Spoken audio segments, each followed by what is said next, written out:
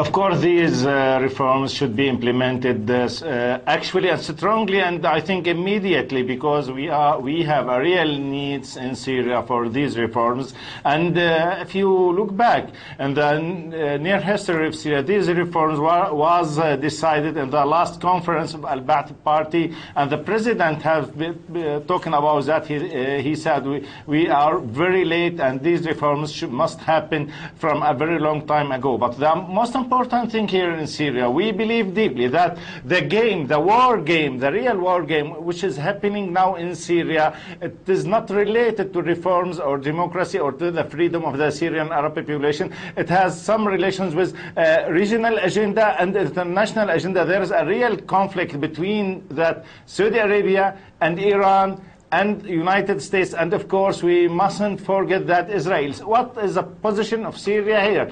Syria is supporting the resistant movements such as Hamas, Hezbollah, and it has a very good relations with Iran, and is in the middle way between Turkey and between Saudi Arabia. So United States wants Syria to change its position, and they want Syria to go under the American umbrella. And we, in Syria, we remember very well that the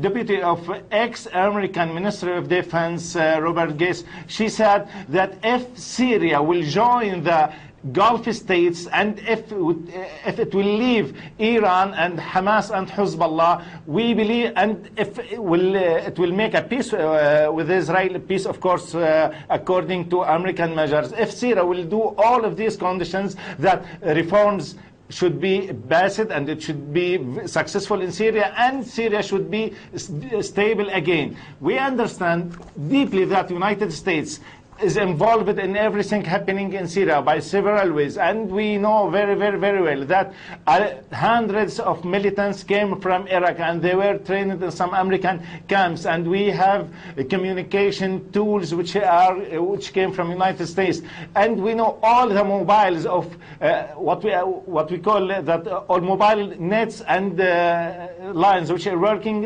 in Syria is belonging to Saudi numbers or to the Saudi international net. So they have been involved by money, by training some people, and by Wahhabists, which have been very, very deeply came to the Syrian societies in some Islamic conservative societies. So it's a complex of problems. And the other side, there is the state of Syria, which looked at, we have, of course, protesters, they have legal demands, and they have very good demands. We must do with them as our citizens, and we must fulfill all of these demands. But on the other hand, we have at least 600 persons of the Syrian army and security forces and intelligence force have been killed. We have about 1,000 of civilians, which we have real records that they have been killed by these gangs.